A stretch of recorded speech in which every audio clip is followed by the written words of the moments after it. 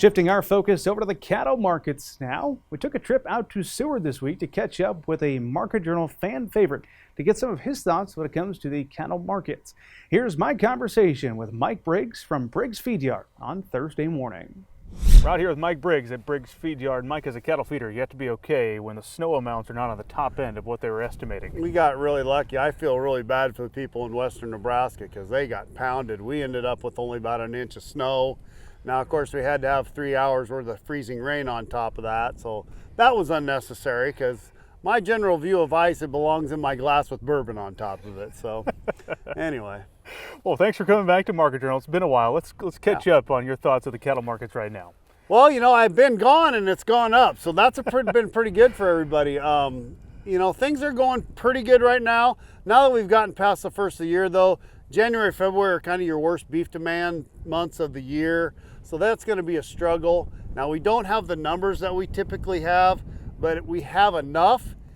And with the weather that we've had, people are pretty willing sellers because once cattle have been hurt in this kind of weather, you just got to market them. So we're not going to be very tough fighters on the selling part, I don't think. So it's going to be kind of interesting as we go forward here. I think we're going to struggle for a minute. What do you mean by struggle specifically?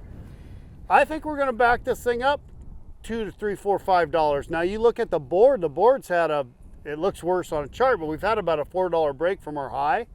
I think we're going to struggle here till we get into middle into February, you know, and things really don't get good till people start pulling those grills out. So maybe it's March, but the thing that's in our favor right now, supply of fat cattle is not going to be extreme, and that's going to keep it's going to keep the bottom from falling out like it typically does. So we're going to be okay, but we're not going to be where we've been through the month of December. All right, let's talk about the fact that, well, exactly the point you're bringing up here. 2022 seemed like it was the year of herd liquidation. Do you expect a similar trend here in 2023, or do you think that might turn around? Great question. I think the drough's over. La Nina's going to die. I think the drough's over. And when I was smarting off at Cattlemen's Convention, I'm like, instead of buying a lottery ticket, go out and buy heifers and breed them, because if we have rain, people are going to start restocking their herds.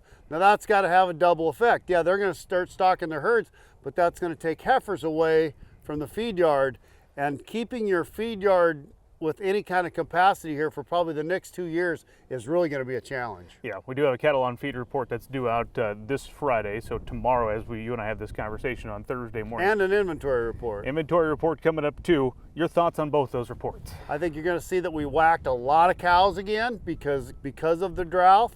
I think you're going to see numbers are down. I think you're going to see not as many cattle outside of feed yards.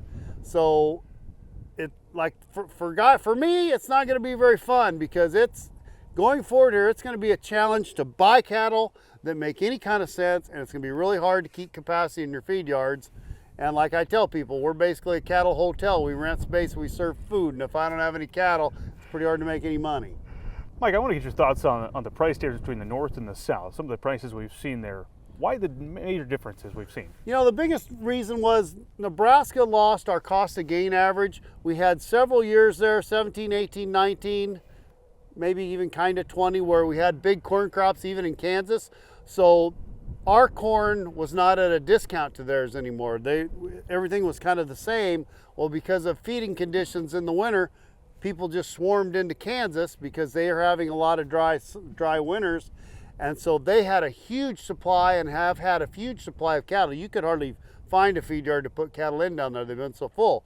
So conversely, then they have a lot of fat cattle for sale. So and they still don't feed as good a quality animals as we do here.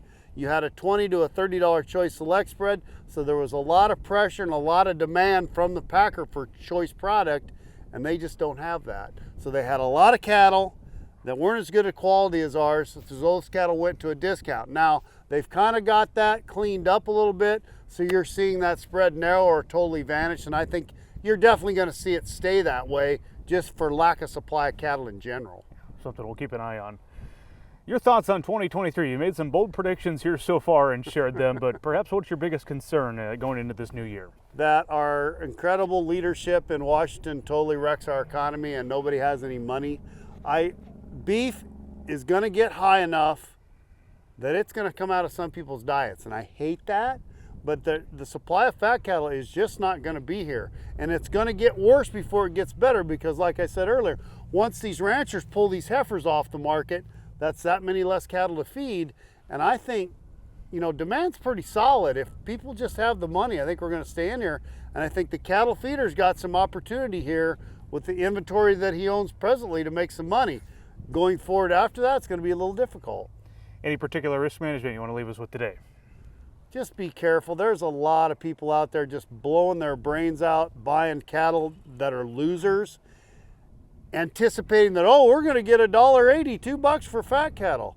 Well, not if no one has any money to pay for it, you're not. So I think you need to be really careful there and not just buy cattle and think that there's never going to be another bad day, because that's about the time it kicks you in the butt. Mike, as always, we appreciate your blunt assessment of what's going on in these cattle markets. Thank you.